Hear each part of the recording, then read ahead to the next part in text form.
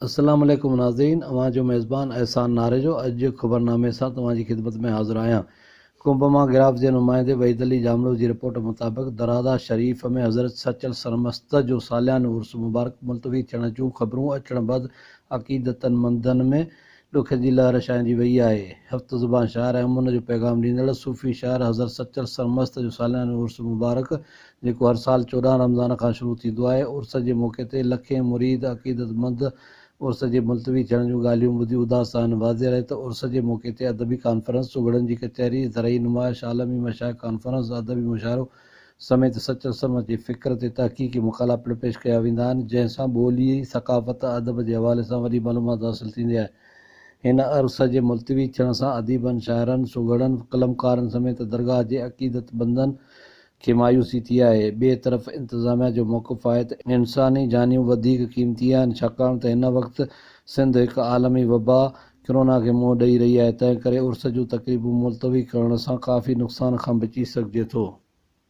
गिराफ जे ख़ुसूसी नुमाइंदे शकील अहमद नारेजो जी रिपोर्ट मुताबिक़ सो बुज़ुर्ग मॾ सॻियूं टटी नारेजा प्यालो लाड़क बुम्बट पुरबिनी मोटायो हेठियां सेठारिजा ऐं ॿियनि इलाइक़नि में लाबारे जी धूम मतलाए हर तरफ़ कणकनि जो लाबारो ऐं थ्रेशर जा आवाज़ अचनि पिया। हिन वबाई सूरताल में कणक जे फसल जी सुठी पैदावार ते हारी ज़मींदार ॾाढा ख़ुशि आहिनि त घटि में घटि उन्हनि जो 12 महीननि जो समर्थ जुड़ी पवंदो। ॿिए तरफ़ सिंध हुकूमत कणक जी ख़रीदारीअ में संजीदगी जो मुज़ाहिरो न पई करे। गुज़िरियल साल बि ईअं ई थियो हो।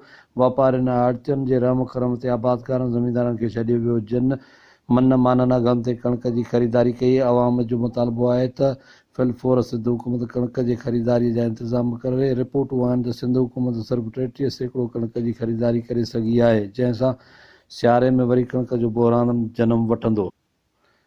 नसीराबाद मां गुलशन मंगीअ जी रिपोर्ट मुताबिक़ नसीराबाद जे दर्जन मुज़ाहिरो कंदे हुकूमत खां घुर कई आहे त असांखे राशन न ॾियो, इजाज़त ॾियो त पंहिंजा दुकान खोले रोज़गार कयूं ऐं बचड़नि जो पेट पालियूं। भिटाई दर्जी एसोसिएशन जे सरपरस्त आला वज़ीर शेख मोहम्मद तगड़, गुल शेख, अज़ीज़ कांदड़ो, मोहम्मद कुंबर, मौलाबश कुंबर, अब्दुसमद पतूजो, अमजद तगड़ ऐं ॿियनि नसीराबाद सचल प्रेस क्लब आॾो एहतजाज कंदे चयो त 1.5 महीने खां असांजो कारोबार बंदि आहे। घरनि में फाका कशी वारी सूरत हाल आहे। सिंध हुकूमत ऐं चूंडियल नुमाइंदनि नज़रअंदाज़ करे छॾियो आहे।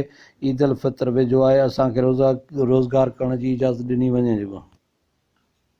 कोरोना क्राइसिस सेंटर जी 28 अप्रैल जी रिपोर्ट में ॼाणायो वियो आहे त पाकिस्तान में कोरोना जा कंफर्म मरीज़नि जो अंगु 14,079 आहे, जॾहिं त फ़ौतगियूं 301 थियूं आहिनि। सिंध में मरीज़नि जो अंगु 4,956, पंजाब में 5,640, बलूचिस्तान में 853, ख़ैबर पख्तूनख्वा में 1984, गिलगित बल्तिस्तान में 320, आज़ाद कश्मीर 65, जॾहिं त इस्लामाबाद में 261 मरीज़नि जो अंगु थी वियो आहे।